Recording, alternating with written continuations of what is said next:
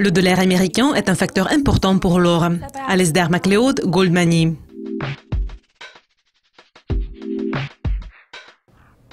Au début d'août, nous avons vu un regain d'intérêt envers les valeurs refuges, car les tensions entre les États-Unis et la Corée du Nord ont augmenté. Par conséquent, l'or a progressé de 2,3%.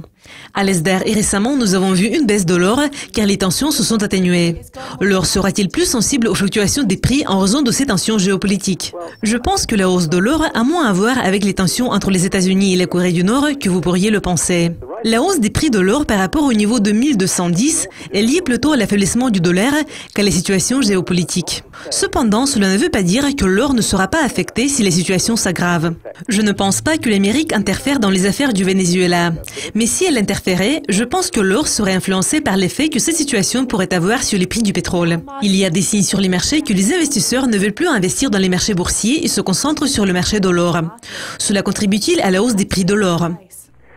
Je ne pense pas qu'il y ait d'importantes réallocations de portefeuille.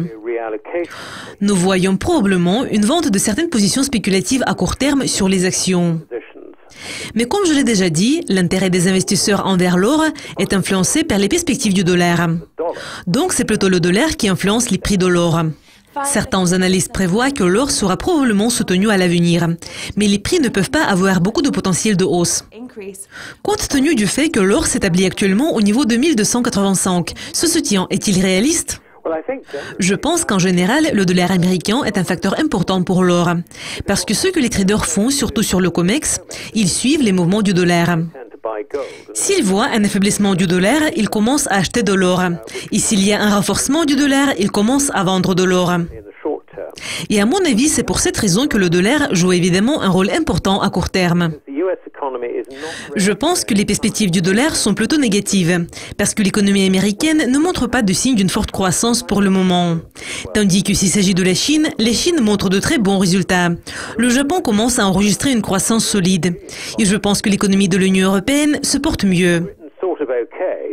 Il est à noter que le Royaume-Uni va également bien, et beaucoup mieux que les gens qui avaient voté pour rester dans l'Union européenne le pensaient.